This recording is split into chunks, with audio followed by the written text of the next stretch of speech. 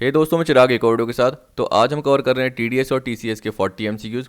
पर देखिए, उनसे पहले आपको इनके थ्योरेटिकल कॉन्सेप्ट को समझना जरूरी है, इसलिए टीडीएस के सारे सेक्शन कवर कर लीजिए। और टीसीएस तो आपको बताइए कि 15-20 मिनट का पार्ट मैंने पिछली वीडियो के एंड में कवर करवा दिया था, तो वो देख लेना। अराउंड मैंने 7 वीडियो कवर कराए थे टीडीएस के, टीडीएस टीसीएस के मिला के 7 वीडियो कवर हुए थे। तो सारे सेक्शन देख लेना, तब जाके ये आपको एमसीक्यू समझ में आएंगे। अब देखिए, पहले एमसीक्यू से स्टार्ट करते हैं। क्या बोल रहा है? दिसंबर 19 का है। Which two of the following are correct in terms of rate of tax deduction at source. आपको नेचर ऑफ पेमेंट दे रखे हैं और टीडीएस की रेट दे रखी है, और आपको इन 4 ऑप्शन में से 2 करेक्ट बताने हैं। पहला है income by way of winning from horse race, तो आपको पता है कि 30% लगती है। एक तो हॉर्स रेस का अलग सेक्शन था, और जो क्रॉसवर्ड पजल लॉटरी उनसे रिलेटेड अलग सेक्शन था, आपने कवर किया। दोनों पे ही रेट एक तरीके से क्या थी, 30% ही थी। फिर देखिए, इंश्योरेंस कमीशन की बात करता है, तो इस पर 10% बोल रखा है। तो देखिए, कॉमन वे में जनरली जब भी आप क्या करोगे, गूगल पे सर्च करोगे तो आपको 5% ही दिखेगा, लेकिन वैसे इस पर 2 रेट होती है। तो इस क्वेश्चन में थोड़ा सा कॉन्फ्लिक्ट था। लोगों ने क्लेम भी किया था कि जनरली हमारा ए बी सही है, लेकिन इन्होंने आंसर क्या सही दिया था, सी, यानी ए और डी ये सही दिया था। ठीक है, तो बी को इन्होंने गलत माना था। तो नॉर्मली देखिए 2 रेट होती है, मैं आपको बता देता हूँ वैसे तो, कि देखो इंश्योरेंस कमीशन है, तो आपको पता है कि नॉर्मली जो एजेंट होता है वो जनरली कंपनी नहीं होती, नॉर्मल पर्सन ही होता है, आपके जैसा हमारे जैसा। तो उसको कमीशन मिलता है, तो उसकी इनकम पर टीडीएस कटता है। कौन काटता है? जो इंश्योरेंस कंपनी है वो जनरली काटेगी। तो देखिए, यहाँ पे बोल रहा है 5% if recipient is resident other than company. तो अगर इस पॉइंट ऑफ व्यू से लोगे तो जनरली हम क्या बोलेंगे कि हमारा वो ऑप्शन रॉन्ग ही होगा, क्योंकि इंश्योरेंस कमीशन फिर क्या होना चाहिए, 5% होना चाहिए, न कि 10%। तो मैं उसी पॉइंट ऑफ व्यू से बता रहा हूँ कि ये रॉन्ग है। ठीक है। और अगर आप कंपनी के पॉइंट ऑफ व्यू से लोगे कि अगर रेसिपेंट क्या डोमेस्टिक कंपनी है तो 10% है, फिर सही होना चाहिए। फिर भी इन्होंने सही नहीं करा, क्योंकि फाइनल आंसर की आई थी तब भी आंसर यही आया था मेरे अकॉर्डिंग, जहाँ तक मुझे ध्यान आ रहा है, क्योंकि मैंने भी इसका पेपर दिया था। तो शायद कॉन्फ्लिक्ट यही था।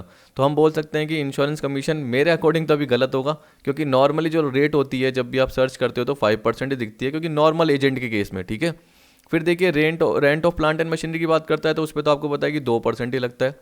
ठीक है। ये रेंट की बात कर रहा है, तो रेंट का सेक्शन है 194I। तो एक बार 194I पे लेके चलता हूँ। और देखिए, फर्नीचर याद रखना, फर्नीचर में क्या था कि आपके land and building, furniture fitting, इसकी जब बात करता है, प्लांट मशीन नहीं, land and building, furniture fitting, इनकी बात करता है, तो जनरली उस पर 10% लगता है। पर इन्होंने पता नहीं क्यों ए और डी सही कर दिया और 5% सही कर दिया। तो थोड़ा सा मुझे इसमें लगा कि इन्होंने गलत करा एक तरीके से। लेकिन मैं क्या कर रहा हूँ यहाँ पे, जब भी आपको आंसर दूंगा अब, तो मैंने यहाँ पे इसकी जगह 10% कर दिया और मॉडिफाइड कर दिया।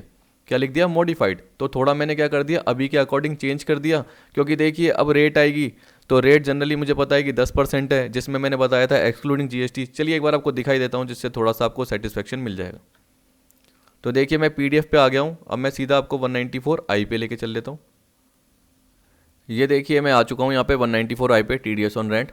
तो आपको पता है डिडक्टर कौन है। अब मैं ज़्यादा डिटेल में जाना नहीं चाहूँगा, क्योंकि आपको देखिए इतना पार्ट तो पता ही है। तो रेंट ऑफ लैंड बिल्डिंग, जिसमें फैक्ट्री बिल्डिंग इंक्लूड है, plant and machinery, furniture and fixture, furniture and fitting, equipment, इसकी बात कर रहा है। अब देखिए, इसमें मशीनरी और प्लांट और इक्विपमेंट 2%।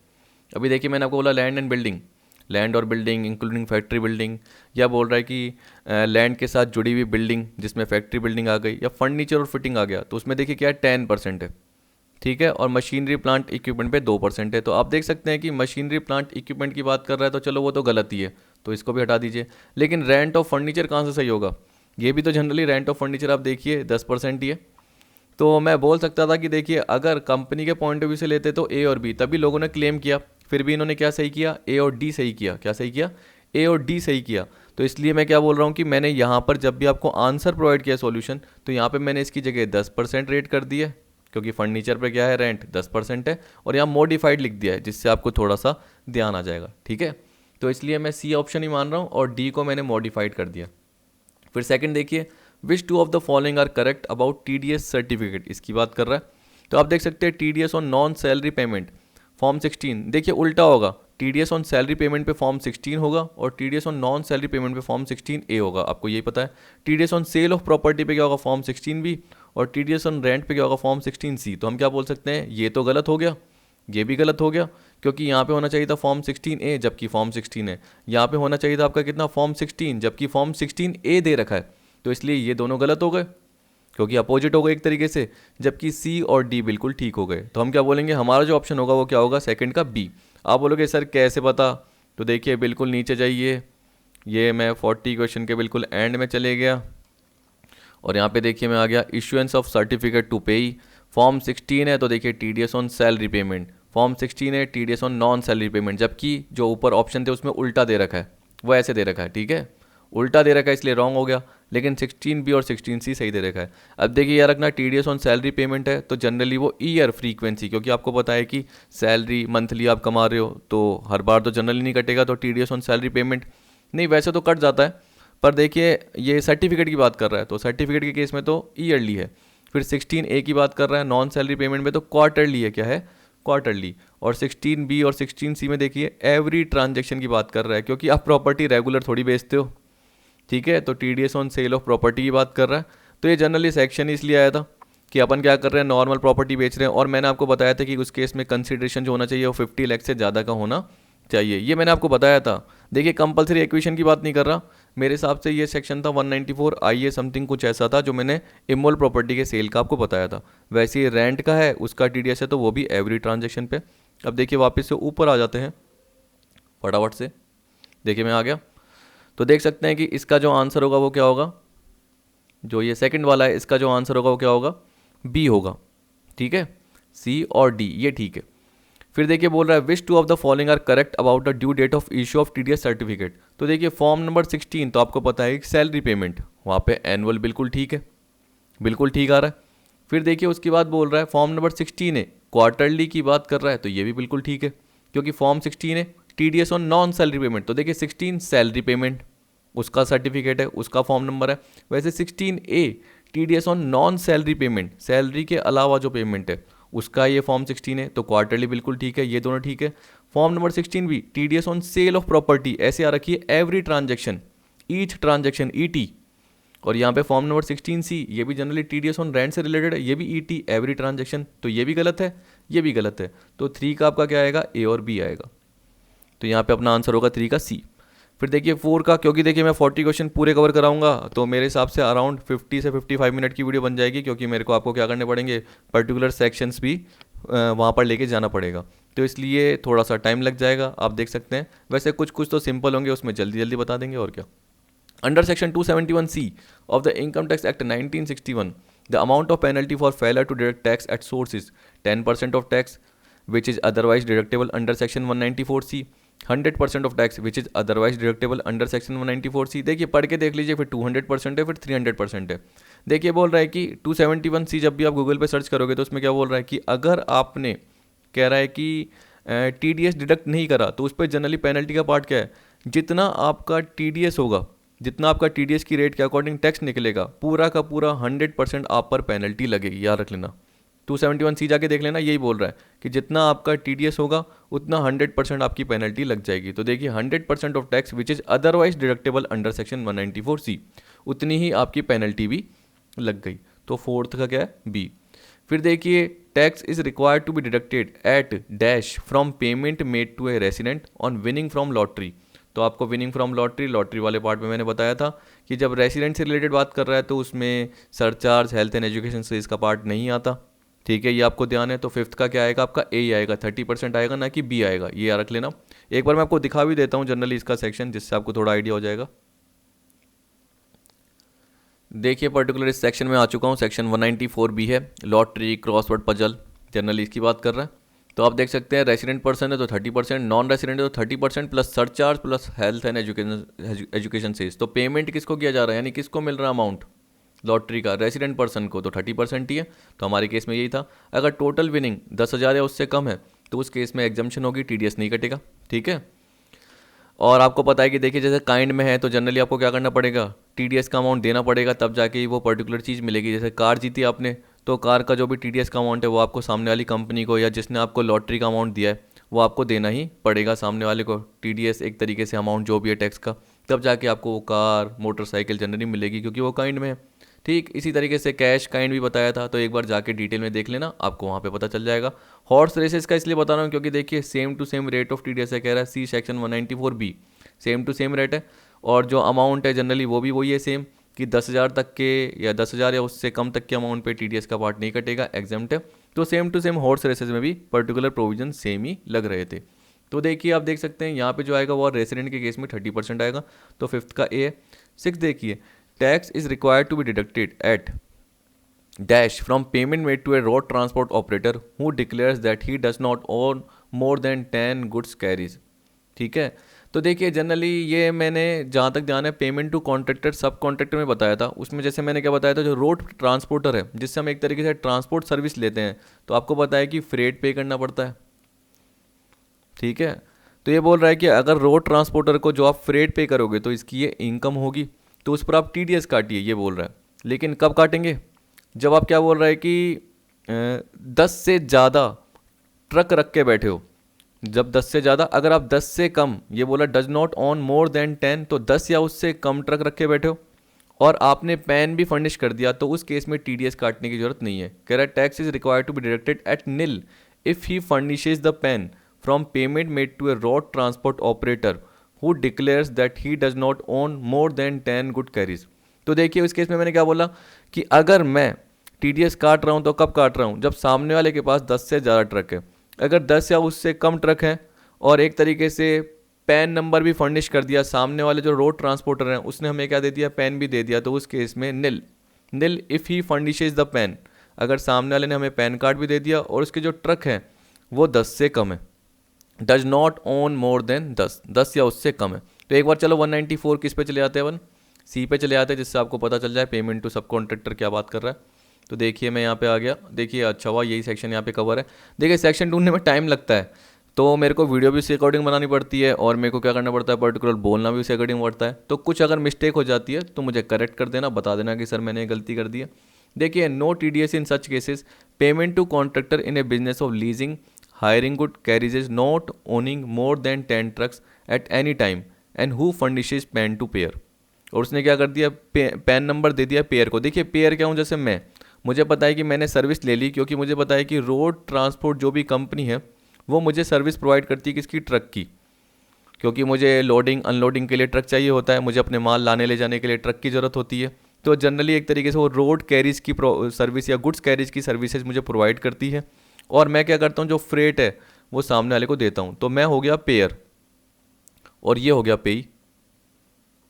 ठीक है, यही तो हो गया। तो यहाँ पे क्या बोल रहा है, note owning more than 10 trucks, तो 10 से ज़्यादा ट्रक ओन करने वाला नहीं होना चाहिए, तो 10 या उससे कम होने चाहिए। साथ में सामने वाले जो रोड ट्रांसपोर्ट कंपनी है उसने मुझे पैन नंबर भी दे दिया, तो मैं टीडीएस नहीं काटूंगा। ठीक है, तो यहाँ पे यही बोल रहा है निल, अगर सामने वाले ने पैन दे दिया और 10 या उससे कम ट्रक है।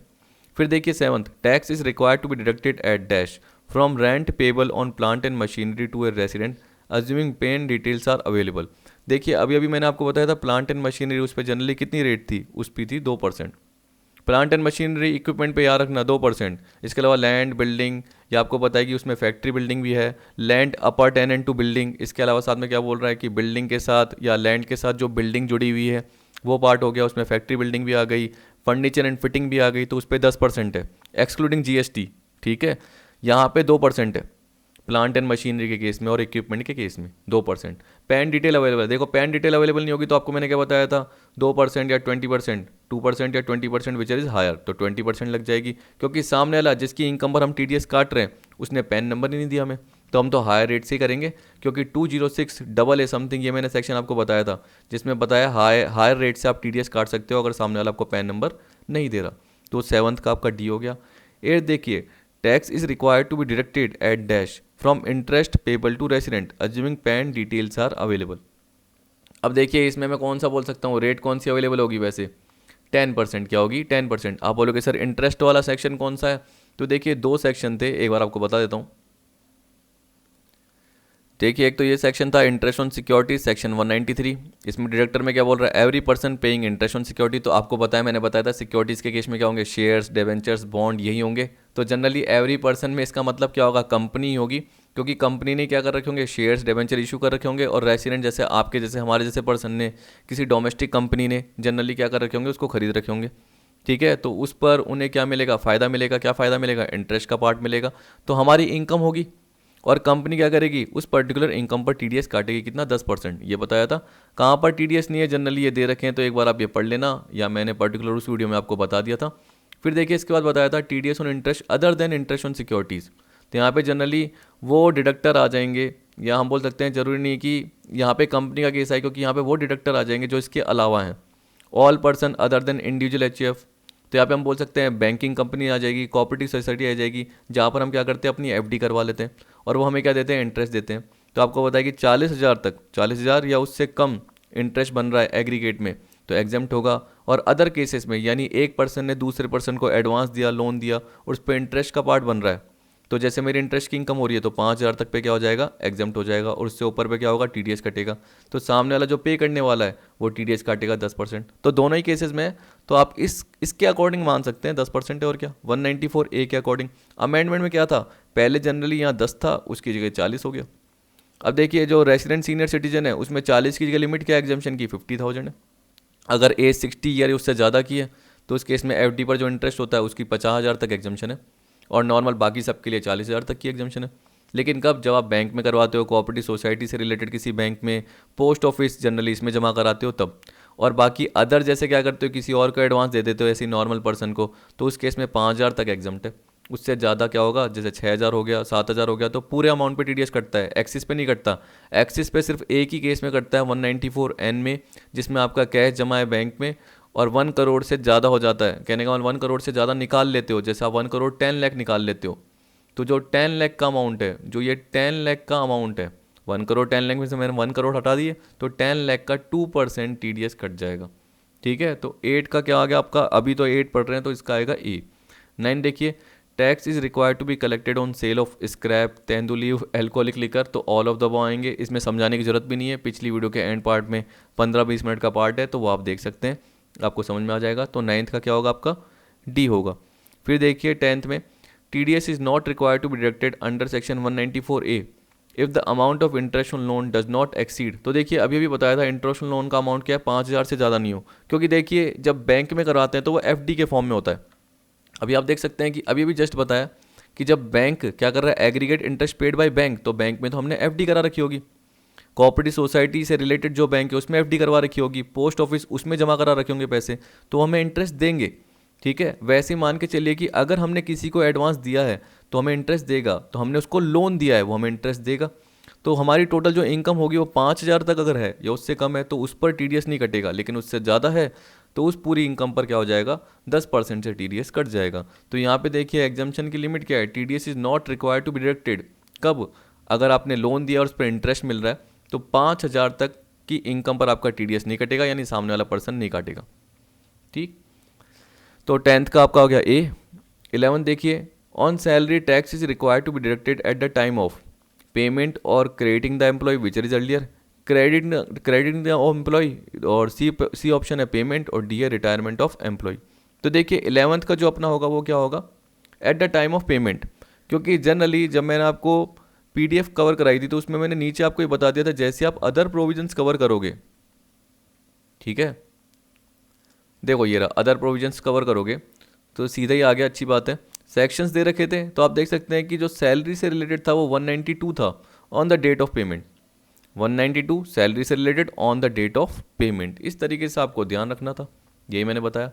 फिर देखिए क्या बोल रहा है 12 वाले में, TDS on dash has to be calculated at the average rate of income tax computed on the basis of rates for the relevant financial year in which the payment is made on the estimated total income of the assessee. तो generally देखिए average rate, बाकी सब में आपको TDS rate पता है, किसी में 2% है, किसी में 1% है, किसी में 10% है, किसी में 5% है, ठीक है, जनरली ये रेटें पता है। लेकिन सैलरी के केस में क्या होती है, average rate of income tax आती है, तो हम बोल सकते हैं TDS ऑन सैलरी। तो यहाँ पे 12th का क्या होगा, ए। ठीक, तो सिंपल सा पार्ट है। अगर आप बोलोगे sir average rate of income tax कैसे निकलती है, तो मैंने आपको बताया था, जैसे देखिए आपको सैलरी मिलती है तो जनरली एम्प्लॉयर क्या करेगा, आपकी जो सैलरी है उसकी टोटल इनकम होगी। अगर आप बोलेंगे कि सर मेरी और भी इनकम है, जैसे हाउस प्रॉपर्टी की अलग अलग इनकम है, वो भी जनरली आप ऐड कर दीजिए, ऑल हेड्स ऑफ इनकम, तो हम क्या करेंगे, वो पर्टिकुलर हेड ऑफ इनकम भी ऐड कर देंगे, क्योंकि आपने रिक्वेस्ट की है तो एम्प्लॉयर क्या करेगा, वो भी ऐड कर देगा और उसके बेसिस पे average rate of income tax निकालेगा। यानी टोटल इनकम में वो ऐड कर दी, उसके बेसिस पे टैक्स निकला और उस टैक्स को क्या कर दिया, मंथली बेसिस पर डिवाइड कर दिया। जैसे मान के चलिए कि अगर आपको 10 महीने की सैलरी मिली है और टैक्स का पार्ट आपका निकला है, नॉर्मली एग्जांपल बता रहा हूँ, 1 लाख, तो 1 लाख अपॉन 10, तो एवरेज कितना आ गया, मंथली टैक्स 10,000 रुपये, तो मंथली TDS आपकी सैलरी, अब मान के चलिए कि आपकी सैलरी कितनी है 50,000, उसमें से 10,000 डिडक्ट हो जाएगा, ठीक है। और बाकी 40,000 नेट आपको मिल जाएगी। इस तरीके से जनरली टीडीएस कट जाता है। तो हम बोल सकते हैं 12th का ए। फिर 13 देखिए, no tax deduction is to be made under section 192A if the amount of such payment और aggregate amount of such payment to be pay is less than. देखिए 192A किससे रिलेटेड है ये बताइए आप, सोचिए। देखिए जनरली ये प्री मैच्योर विड्रॉल की बात करता है। एक एम्प्लॉय क्या करता है, उसका आपको पता है कि पीएफ में जनरली पैसा जमा होता है, आरपीएफ रिकॉग्नाइज्ड प्रोविडेंट फंड में आपको पता है, तो उसको कंटिन्यूस 5 ईयर की सर्विस करनी पड़ती है, ऐसे बोल सकते हैं, कंटिन्यूस 5 ईयर की। उसके बाद अगर वो विड्रॉल कर देता है तो टीडीएस नहीं कटेगा। लेकिन अगर उसने कंटिन्यूस 5 ईयर की सर्विस नहीं करी है और उससे पहले वो प्री मैच्योर विड्रॉल कर देता है, 3 साल बाद ही क्या करता है, आरपीएफ में से पैसा निकाल देता है, तो जनरली जो ट्रस्टी है यानी जो पीएफ है, प्रोविडेंट फंड है, वो जनरली टीडीएस काटेगा 10%। देखिए क्या बोल रहा है, if aggregate payment is less than ₹50,000। और देखिए एलिजिबल पेमेंट फॉर टीडीएस, तो क्या बोल रहा है, taxable pre mature withdrawal of accumulated balance from RPF. RPF में जो पैसा जमा था उसका प्री मैच्योर विड्रॉल कर दिया if period of continuous service is less then 5 year. तो इसका मतलब क्या हो गया कि 5 ईयर या उससे ज़्यादा की कंटिन्यूस सर्विस कर ली है, तो उस केस में अगर अमाउंट निकालते भी हो तब भी जनरली क्या होगा, टीडीएस नहीं कटेगा। जैसे 60,000 निकाल दिया, टीडीएस नहीं कटेगा। लेकिन अगर 3 साल की सर्विस करी, 4 साल की सर्विस की, 5 साल से कम की सर्विस की और पैसा निकाल लिया और जनरली अमाउंट क्या 50 से ज़्यादा का है, तब टीडीएस कट जाएगा, तब टीडीएस कट जाएगा। तो यहाँ पे देखिए नो डिडक्शन कब है, if the amount of such payment और aggregate amount of such payment to pay is less than 50,000, 50 से कम हो। 13 का क्या आएगा आपका, सी। फिर देखिए 14, section 193 is not applicable in respect of interest payable on 8% saving taxable bond 2003 और 7.75% saving taxable bond 2018 only if such interest payable exceeds ₹10,000 during the financial year. Current section 193 is not applicable in respect of interest payable on 8% saving bond or 7.75% saving bond 18 only if such interest payable exceed ₹10,000 during the financial year। देखिए इसका मैं section बता ही देता हूँ ना, ये रहा, आपको बताया इंटरेस्ट ऑन सिक्योरिटी का पार्ट बताया था। तो आप देख सकते हैं कि no TDS any amount of interest payable on आ गया, तो उस केस में टीडीएस नहीं कटेगा। लेकिन क्या बोल दिया, except where interest payable during financial year on 8% saving bond 2003 और 7.75% सेविंग बॉन्ड 2018 ग्रेटर देन ₹10,000, तो उस केस में क्या होगा, प्रोविजन नहीं लगेगा। हम बोल सकते हैं कि टीडीएस कट जाएगा, क्योंकि यहाँ पे बोला टीडीएस नहीं कटेगा इन पे, लेकिन एक्सेप्ट इनको छोड़ के अगर ग्रेटर देन 10,000 हो जाते हैं तो तब जाके क्या हो जाएगा, टीडीएस कट जाएगा।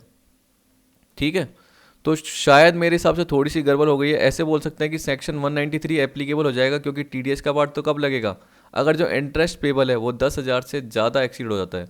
या मैं ऐसे बोल सकता हूँ कि देखिए सेक्शन 193 इज़ नॉट एप्लीकेबल, चलो यहाँ पे एक बार रख लेता हूँ, ये कर लेता हूँ, पर मैं क्या बोलूँगा, if such interest payable does not exceed ₹10,000 during the financial year, तब सही रहेगा।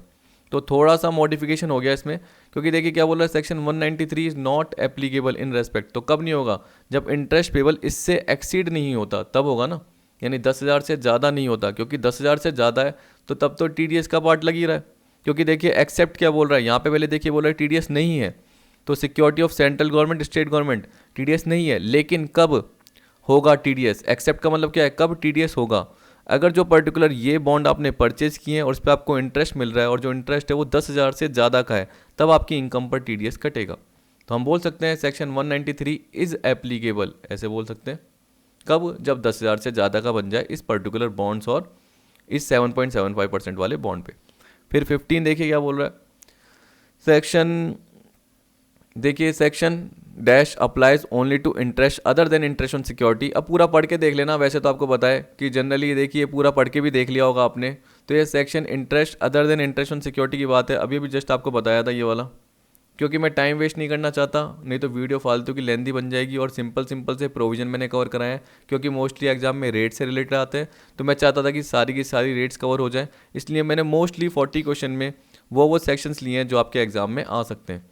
तो देखिए interest other than interest on security की बात कर रहा था, कौन सा, 194A। तो आप देख सकते हैं ये बोल रहा है section 194A applies only to interest other than interest on security created और paid by assessee other than individual HUF, किनको छोड़ के, जिनकी जो मॉनेटरी लिमिट है वो 1 करोड़ या 50 लाख से ज़्यादा नहीं हो। कहने का मतलब जो टैक्स ऑडिट में जनरली नहीं आते हो। लेकिन आपको पता है कि जो लास्ट ईयर में, क्योंकि अदर देन इंडिविजुअल एचयूएफ बोल दिया, लेकिन यहाँ पे साथ में क्या बोलते हैं कि इंडिविजुअल एचयूएफ जो टैक्स ऑडिट में आते हैं, if last year tax audit is done under section 44 AB, तो वो भी जनरली आ जाएंगे।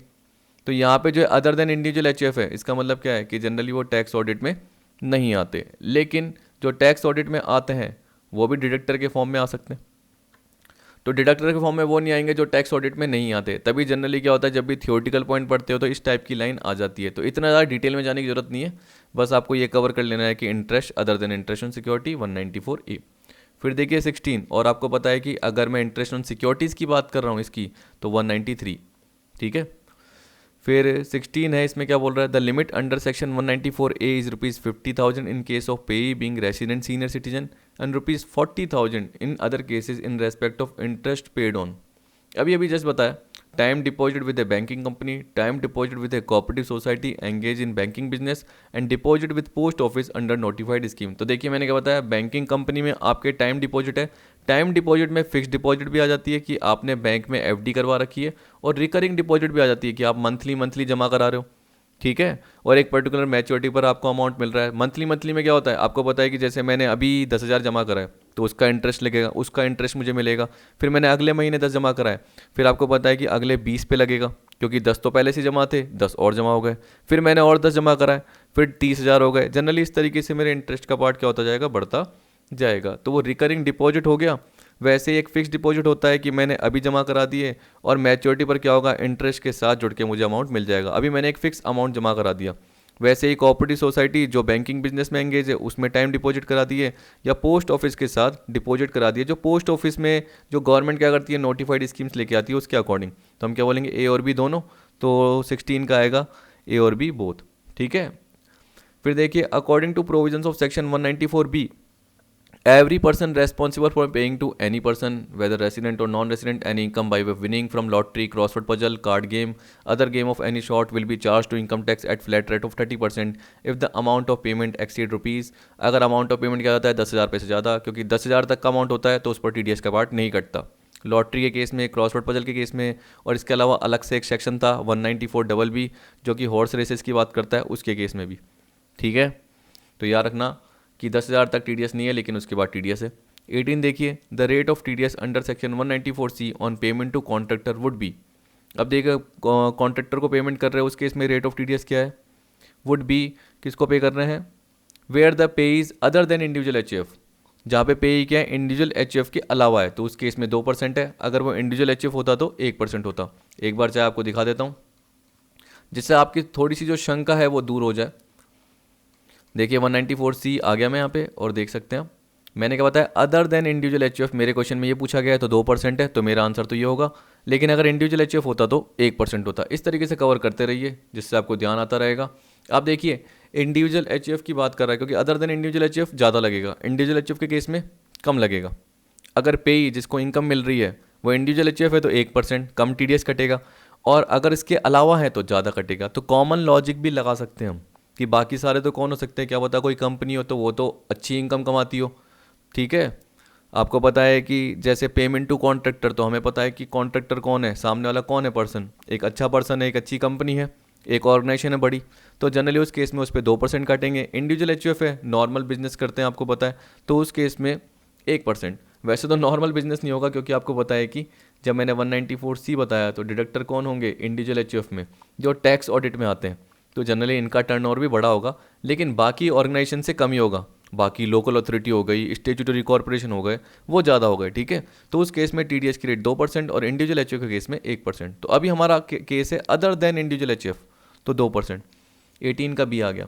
19 देखिए, as per section 194C tax will be required to be deducted at source where the amount credited और पेड और लाइकली टू बी क्रिएटेड और paid to a contractor और sub contractor exceed, तो exceed ₹30,000 in a single payment or ₹1 lakh in the aggregate during a financial year। तो मैंने आपको ये बताया हुआ है कि जब भी देखिए क्या होता है कि कॉन्ट्रैक्टर से हमने सर्विस ली, और मान के चलिए कि मैं इंडिविजुअल HF हूँ पे करने वाला, और मैं टैक्स ऑडिट में आता हूँ, और सामने वाला जो कॉन्ट्रैक्टर है उसने मुझे सर्विस दी, कोई सी भी सर्विस, कैटरिंग, और आपको पता है कि ये मेरे बिजनेस फंक्शन से रिलेटेड थी, कोई पर्सनल फंक्शन की नहीं थी, क्योंकि पर्सनल पे नहीं कटता, लेकिन मेरे बिजनेस फंक्शन से रिलेटेड थी।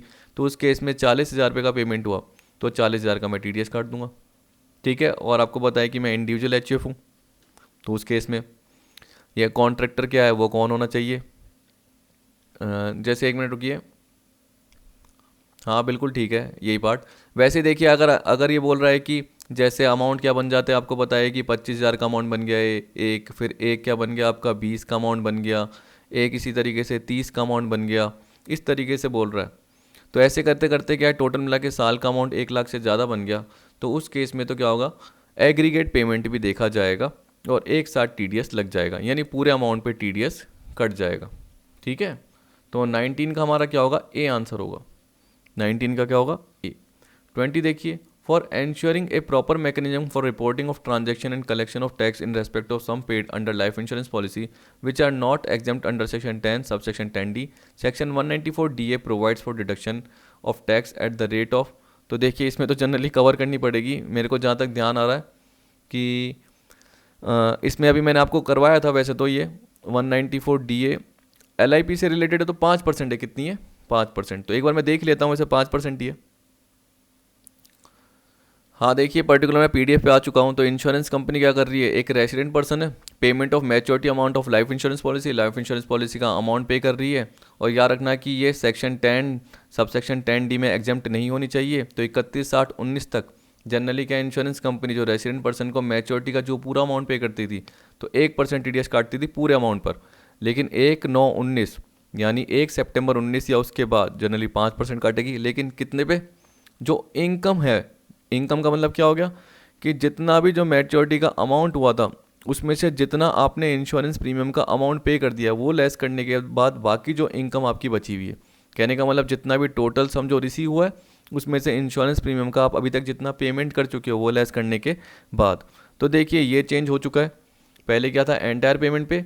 तो जब आप यहाँ पे देखोगे कह रहा है 5% on any sum paid to resident under a life insurance policy, तो थोड़ा सा ये पुराने प्रोविजन के अकॉर्डिंग है। अब याद रखना any income comprised therein, ये जनरली आ जाएगा, including the sum allocated by way of bonus.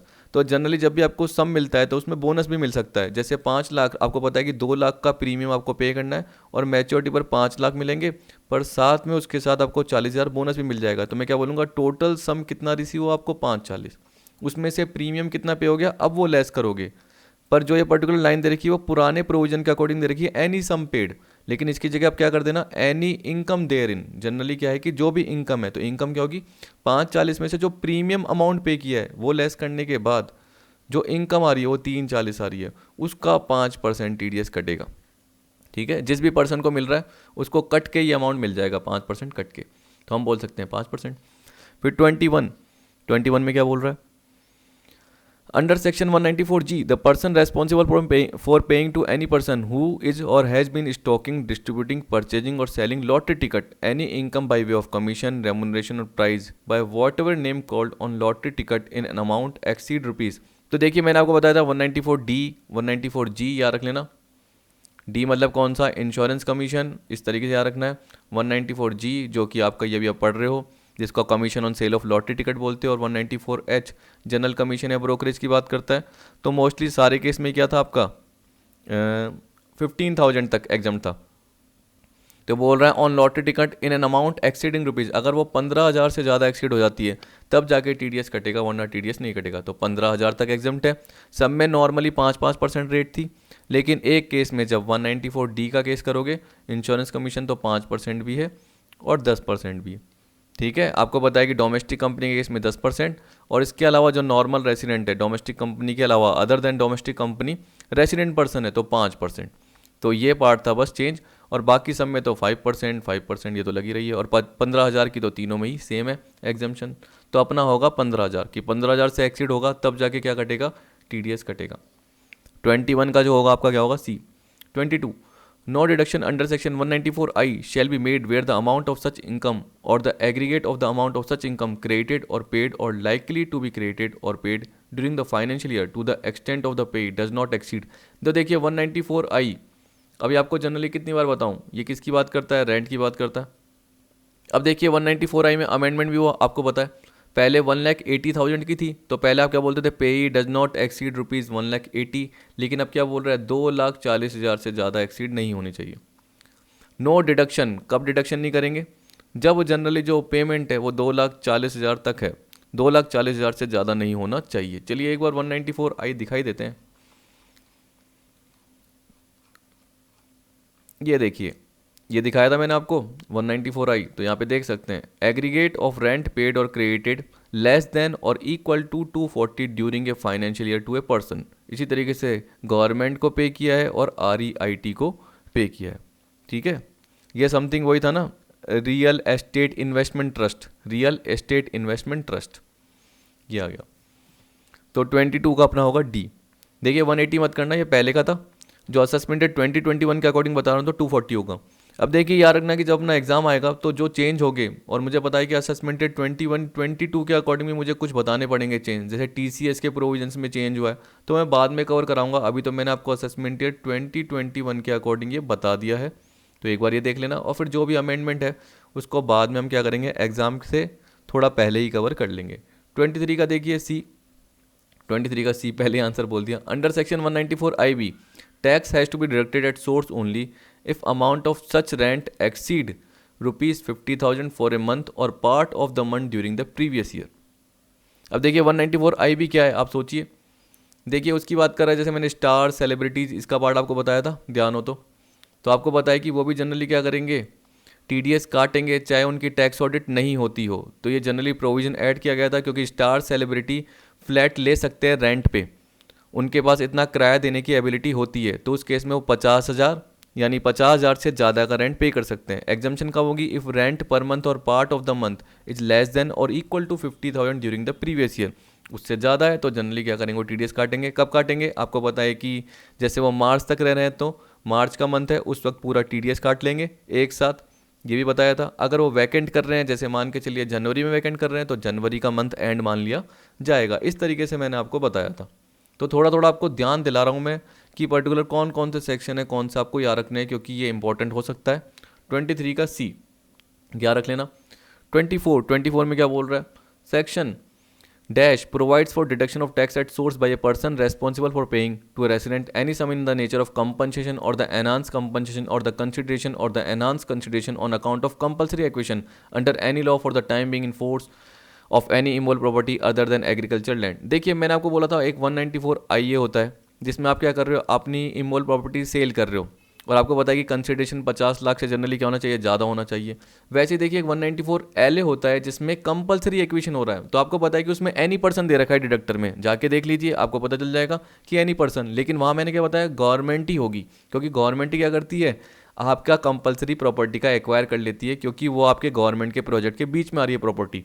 तो गवर्नमेंट ने आपको क्या दिया, कंपनसेशन दिया, एनहांस कंपनसेशन दिया, तो उस केस में देखिए क्या होगा, 194LA के प्रोविजन लग जाएंगे। और मैंने ये भी बताया था कि अगर आपको 2,50,000 तक का अमाउंट मिल रहा है तो उस पर TDS नहीं कटेगा, लेकिन उससे ज़्यादा पे TDS कट जाएगा। ठीक है, यही बताया था मैंने किसके केस में, 194LA याद रखना, कंपलसरी एक्विशन।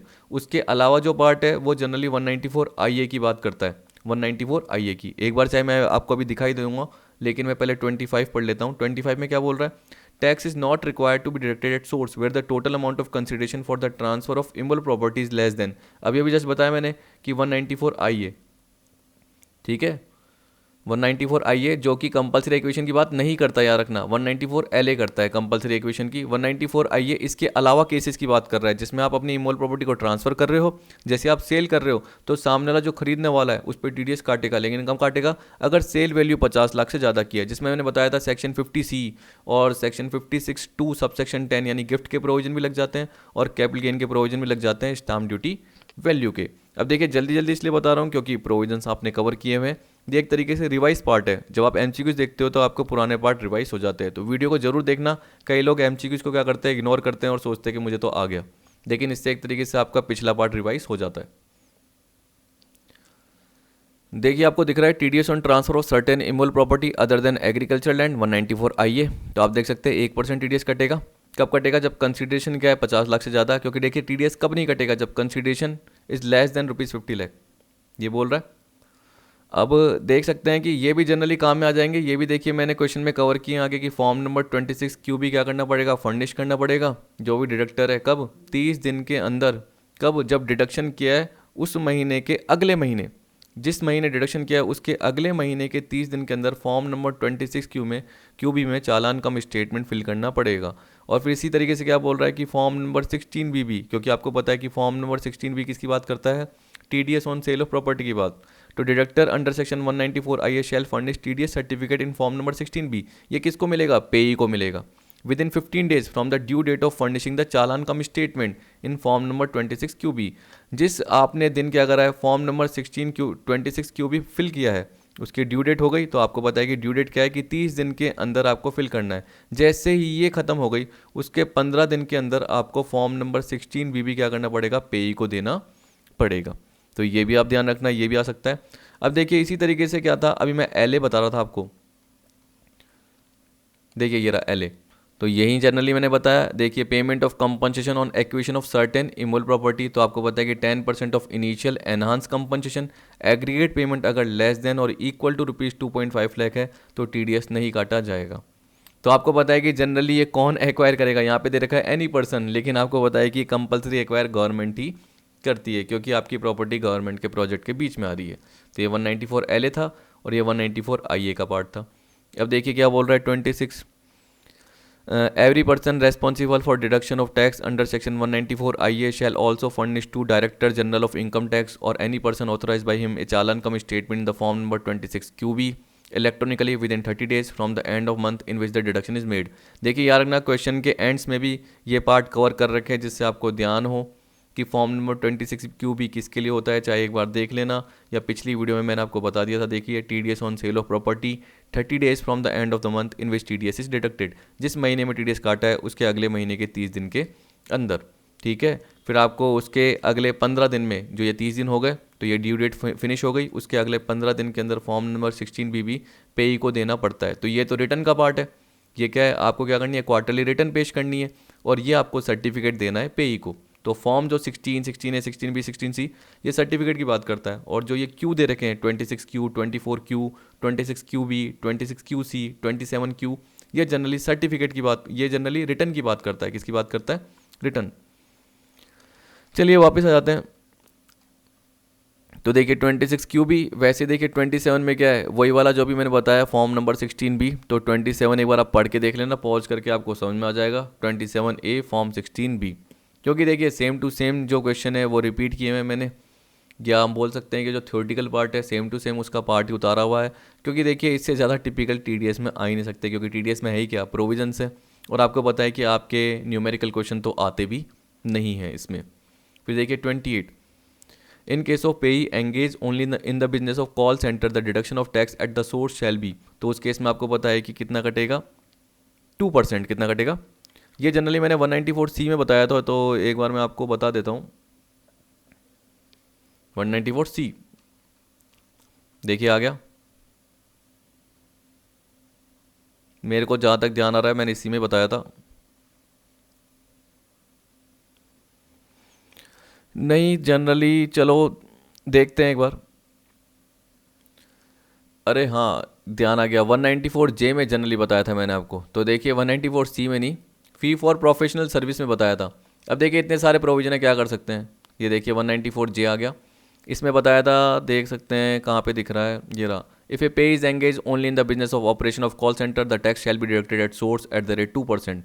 पे मतलब क्या है, जो जनरली कॉल सेंटर की सर्विस के बिजनेस में लगा हुआ है, अगर वो किसी से सर्विस लेता है तो उस केस में सामने वाला क्या करेगा, टीडीएस काटेगा 2% विद इफेक्ट फ्रॉम 1 जून 2017। ठीक है, तो ये भी इंपॉर्टेंट हो सकता है। In case of payee engaged only in the business of call centre the deduction of tax at the source shall be 2%। कितना होगा, और वैसे आपको पता है कि प्रोफेशनल फीस के केस में कितना है, 10%, लेकिन कॉल सेंटर के केस में 2% है। इस तरीके से आपको याद रखना। 29, no tax deduction is to be made under section 194 LA if the amount of such payment और aggregate amount of such payment to a resident during the financial year is less than. तो देखिए आपको मैंने बताया था 250, अभी अभी just बताया 194 LA कंपलसरी एक्विजिशन की बात कर रहा है। कंपलसरी एक्विजिशन जब भी होगा तो वो गवर्नमेंट ही करेगी। उस केस में मैंने आपको बता दिया 2,50,000 का ही आपका आएगा। तो 29 का ए, 2,50,000 इज लेस देन 2,50,000, तो उस केस में टीडीएस नहीं कटेगा। 30 देखिए, all sums deducted in accordance with the chapter 17B by deductors other than a government office shall be paid to the credit of central government on और before. Dash where the income और amount is created और paid in the month of March. देखिए ये generally किसकी बात कर रहा है, मैं आपको बता देता हूँ।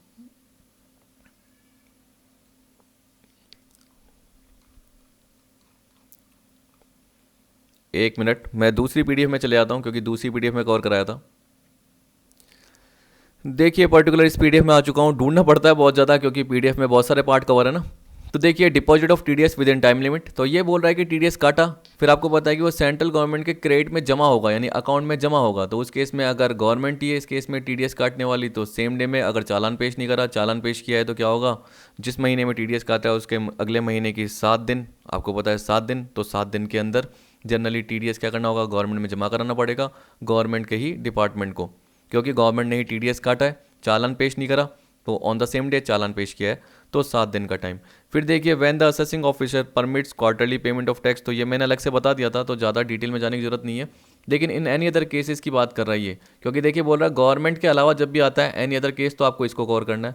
For the month of March with in fourth coming 30 अप्रैल, मैंने आपको क्या बताया था कि जो भी एक्सपेंस करने वाला है उसने टीडीएस काटा है, आपको पता है, तो उसको क्या करने पड़ते हैं और भी खर्चे देखने पड़ते हैं। और मार्च में थोड़ा क्या होता है कि उसको पहले के खर्चे भी थोड़े कवर करने पड़ते हैं, देखने पड़ते हैं कि यार क्या क्या खर्चे हैं, सारी बिलिंग देखनी पड़ती है, तो टाइम लगता है, तो उसको थोड़ा टाइम चाहिए होता है टीडीएस जमा करने के लिए।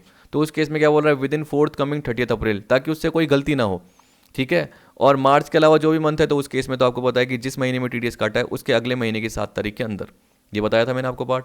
तो आप देख सकते हैं यहाँ पे ये बोल रहा है ऑल सम्स डिडक्टेड, जो भी डिडक्ट हुए bye deductors other than a government office, तो बोल रहा है गवर्नमेंट ऑफिस के अलावा जो डिडक्टर है यानी हमारे जैसे आपके जैसे पर्सन जो कि क्या कर रहे हैं, एक्सपेंसेस कर रहे हैं, अपना बिजनेस कर रहे हैं, सर्विसेज ले रहे हैं, टीडीएस काट रहे हैं, टीडीएस काट रहे हैं, shall be paid to the credit of central government, central government के अकाउंट में जमा हो जाना चाहिए ऑन और बिफोर। तो आपको पता है कि अगर वो मंथ ऑफ मार्च का है, इनकम या अमाउंट जो भी क्रिएट किया गया है, पे किया गया है, वो मंथ ऑफ मार्च का है, तो उस केस में 30 अप्रैल, 30 दिन मिल जाते हैं, याद रखना 7 दिन नहीं 30 दिन मिल जाते हैं। तो ये 30 का क्या होगा ए। फिर देखिए 31 all the sum deducted in accordance with same दे रखा है, other than government office shall be paid to credit of central government on और before from the end of month in which the deduction is made और income tax is due under section 192 subsection 1A। तो देखिए यहाँ पे तो special month of मार्च की बात कर रहा था, लेकिन 31 में स्पेशल मंथ ऑफ मार्च की बात नहीं कर रहा। तो उस केस में आपको पता है कि ऑन और बिफोर 7 डेज, ऑन और before 7 days from the end of month in which deduction is made. तो आपको जैसे मैंने बताया था कि मई में डिडक्शन की तो 7 जून, तो 7 जून या उसको पहले, जून में डिडक्शन की तो कब जमा कराएंगे, 7 जुलाई या उससे पहले, इस तरीके से याद रखना। फिर देखिए क्या बोला 32 due date for furnishing quarterly statement for TDS for the quarter ending December is. देखिए यहाँ पे दिसंबर की बात कर रहा है, तो दिसंबर के केस में आपको पता है कि क्या होगा, सोचिए 31 जनवरी। आप बोलोगे सर ये कहाँ पे है, तो ये इसी के नीचे आप देखोगे ड्यूटी टू फर्निश स्टेटमेंट की बात कर रहा है, इसमें क्वार्टरली स्टेटमेंट आ गया, क्योंकि यहाँ पे देखिए जनरली कौन सा है, सैलरी से related 24Q, payment made to non resident की बात करेगा 27Q, अदर केसेस में किसकी बात करेगा 27Q, यानी नॉन सैलरी पेमेंट की बात कर रहा है, और रेसिडेंट के पेमेंट की बात कर रहा है, क्योंकि यहाँ पे तो payment made to non resident है, तो यहाँ पे जनरली रेसिडेंट के पेमेंट की बात करेगा और सैलरी के अलावा की बात करेगा इस पर्टिकुलर केस में, क्योंकि सैलरी के लिए तो ये आ गया। फिर देखिए due date of furnishing quarterly statement, तो अभी देखिए दिसंबर का था तो 31 जनवरी, सितंबर का 31 अक्टूबर, जून का 31 जुलाई। तो हम बोल सकते हैं कि इसमें क्या हो रहा है, अगले महीने का यानी पूरा पार्ट आपको कवर किया जा रहा है कि आप क्वार्टरली स्टेटमेंट जो भी है उसको फर्निश कर सकते हो। 31 मार्च के केस में 2 महीने मिल जाते हैं, 31 में ही बस याद रख लेना। तो आप देख सकते हैं यही पार्ट हमें कवर करना था। फिर देखिए due date for furnishing quarterly statement for TDS for the quarter ending March is 31 May, इसमें 2 महीने मिल जाते हैं। तो जून का जुलाई, जुलाई अगर सितंबर है तो अक्टूबर, अक्टूबर नवंबर दिसंबर है तो उसका जनवरी जो हमने कवर किया। लेकिन अगर जनवरी फरवरी मार्च है यानी चौथा क्वार्टर है तो उसका 31 मई 2 महीने मिल जाते हैं। तो 33 का क्या होगा आपका B. 34 in order to process TDS statement on computer electronic processing on the same line as processing of income tax return has been provided in section. देखिए इसका वैसे मैंने आपको कवर करवा दिया था, तो 200A था मोस्टली, मेरे को जहाँ तक ध्यान आ रहा है, तो मैंने क्या कवर कराया था, इसका 200A कवर करवा दिया था। अब ये कहाँ पे है, यही देखने में थोड़ा टाइम लग जाता है, 1 मिनट, ये रहा। तो देखिए correction of arithmetic mistake and adjustment of incorrect claim during computerized processing of TDS statement section 200A 200A। तो जनरली क्या होता है, जो भी अर्थमेटिक मिस्टेक होती है, कैलकुलेशन मिस्टेक होती है या इनकरेक्ट क्लेम कर दी जाते हैं, तो उसको जनरली प्रोसेसिंग में आपको पता चल जाता है। आपको एक तरीके से क्या लिखा जाता है, incorrect claim apparent from any information in the statement. तो ये जनरली आपको देखने को मिल जाता है। आपको एरर बता देता है कि आपने जो टीडीएस का प्रोसेस किया है कंप्यूटराइज प्रोसेस में, उसमें आपने क्या करा है, या तो कोई मिस्टेक करी है, जैसे टीडीएस 10,000 है आपने 1,000 कर दिया हो, या आपने एडजस्टमेंट करने में गलती कर दी है। जो भी टैक्स लायबिलिटी या टीडीएस के क्रेडिट की आपने कुछ ना कुछ गलती कर दी है, तो तब कौन सा सेक्शन आता है, 200A आता है इसके साथ। तो 34 का जो होगा वो होगा बी। 35 देखिए क्या बोल रहा है, a person deemed to be an assessee in default under section 201 subsection 1 for failure to deduct tax or to pay the tax after deduction is liable to pay simple interest at the rate। अब देखिए दो हैं, एक तो 1% है और एक 1.5% है, आपको ये भी पता है। फॉर एवरी मंथ और part of the month on the amount of such tax from the date on which tax was deductible to the date on which such tax was actually deducted. देखिए अगर आपने, देखिए अभी तक तो ऊपर आपको पता चला कि टीडीएस को डिडक्ट नहीं किया, और टू पे the tax after deduction, deduction के बाद टीडीएस क्या है, गवर्नमेंट में जमा नहीं कराया। लेकिन देखिए ये लाइन तो हर वक्त आती ही आती है, ये लाइन तो इस सेक्शन के अकॉर्डिंग आएगी ही आएगी, चाहे 1% है या 1.5%। लेकिन आपको कैसे आइडेंटिफाई करना है कि 1% यहाँ आएगा और 1.5% इस पर्टिकुलर सेकंड क्वेश्चन में आएगा, क्योंकि मैंने तो कवर किए हुए इसलिए मुझे पता है। तो देखिए यहाँ पे क्या बोल रहा है, एवरी मंथ और part of the month on the amount of such tax from the date on which tax was deductible to the date on which such tax was actually deducted. तो देखिए आपको पता है कि 1% कब लगता है, जब टैक्स डिडक्ट ही नहीं किया, जब टैक्स डिडक्ट ही नहीं किया। तो आपको पता है कि आपको जैसे हम बोल सकते हैं कि अप्रैल के महीने में टीडीएस काटना था, लेकिन आपने नहीं काटा, आपने काटा मई में। तो इस केस में आपको पता है कि आपके पास डेट क्या थी कि आपको 30 अप्रैल तक टीडीएस काटना था, लेकिन आपने नहीं काटा। तो उस केस में आपने जो काटा वो 10 मई को काटा, तो 10 दिन का इंटरेस्ट कितने रेट से, 1% पर मंथ की रेट से। अब देखिए जो 10 दिन का इंटरेस्ट है वो क्या लगेगा, पूरे महीने का ही लगेगा, क्योंकि ये बोल रहा है एवरी मंथ और पार्ट ऑफ द मंथ, तो 1% पर मंथ लग जाता है। मान के चलिए कि अगर आपने 20 जुलाई को डिडक्ट किया अप्रैल वाला, तो इसका मतलब क्या हो गया, 30 अप्रैल तक की डेट थी, आपने नहीं करा तो मई भी आ गया, जून भी आ गया और जुलाई भी पूरा मंथ आ गया। तो इस केस में मान के चलिए अगर आपको 5,000 टीडीएस काटना था, 5,000 रुपये का, तो 5,000 का 1%, लेकिन आपको पता है कि 1% पर मंथ है, इंटू 3 कर देना, तो 5,000 का 3% निकल के आ जाएगा, क्योंकि ये बोल रहा है 1% पर मंथ है, 1% पर मंथ है। तो जनरली क्या हो जाएगा आपका, 3% हो जाएगा। ठीक है, तो हम बोल सकते हैं कि 3% क्यों हो जाएगा, क्योंकि 3 महीने बाद 20 जुलाई को आपने काटा है, तो जो पार्ट ऑफ द मंथ है वो भी पूरा मंथ लिया जाएगा। तो 1 + 1 + 1 1 + 1 + 1 ये हो जाएगा एक तरीके से। अब देखिए यहाँ पे, इसलिए यहाँ पे 1% लेना है आपको, और जब 36 का पढ़ोगे तो सेम लाइन यहाँ तक आपको देखने को मिलेगी।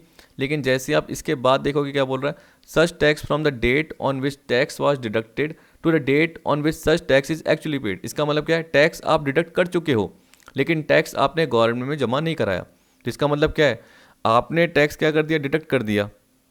आपको पता है कि आपने अप्रैल को क्या कर दिया, टैक्स डिडक्ट कर दिया, लेकिन आपको जमा क्या कराना था, मई की 7 तारीख को जमा कराना था, आपने नहीं कराया।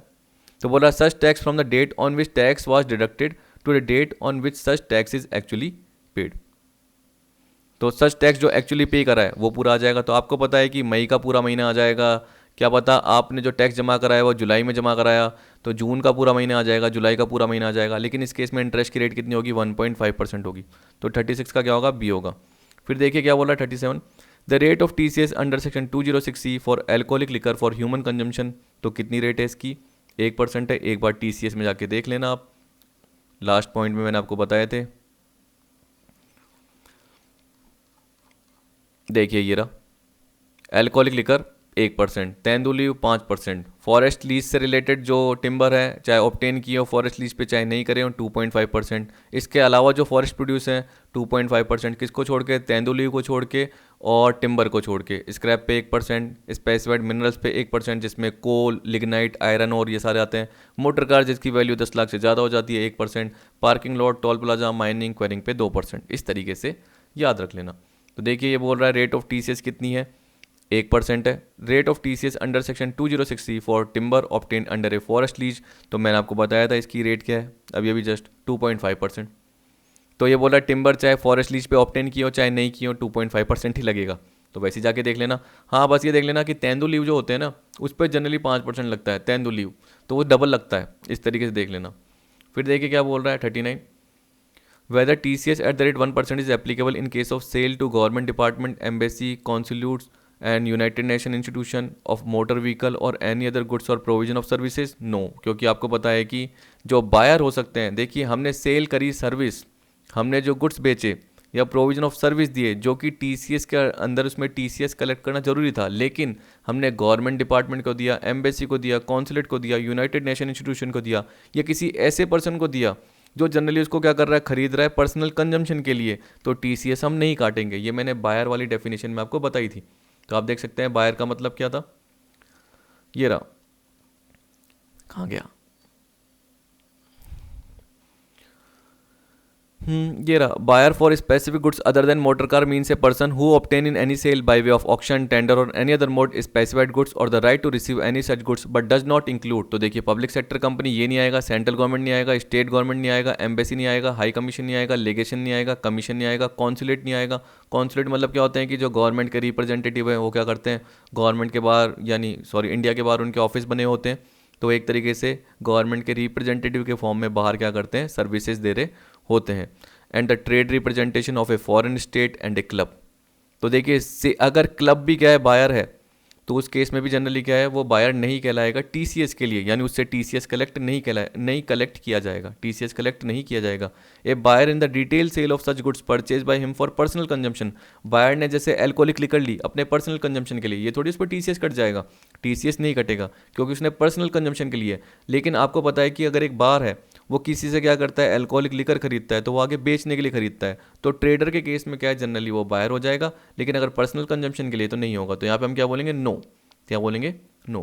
40 देखिए सेक्शन समथिंग, देखिए ये बोल रहा है dash facilitate processing of statement of tax collected source in the like manner as processing of TDS statement under section 200A। बोल रहा है जैसे 200A में प्रोसेसिंग होती है वैसे ही ये स्टेटमेंट के प्रोसेसिंग की बात करता है। तो कौन सा सेक्शन है, 206CB 40 का बी, ठीक है याद रखना। तो आई होप आपका सारा पार्ट कवर हो गया होगा। मैंने जितने इलस्ट्रेशन थे वो पूरी ईमानदारी के साथ कवर कराए, यानी जितने भी आपके क्वेश्चंस थे वो कवर कराए, और पिछले जो भी थियोरटिकल कॉन्सेप्ट कवर कराए। आगे देखिए और भी पर्टिकुलर वीडियो लेके आता रहूँगा। अभी तो देखिए इसके बाद कौन सी आएगी, एडवांस टैक्स की वीडियो आएगी जो कि जनरली मैंने आपको प्रोवाइड करी दी होगी। फिर उसके बाद आपकी ई फाइलिंग की आएगी 2 वीडियो, या एक वीडियो में सारा काम हो जाएगा क्योंकि अराउंड 14 पेज है उसके। उसके बाद MCQ जाएंगे एडवांस टैक्स के और ई फाइलिंग के। तो वीडियो देखने के लिए थैंक यू।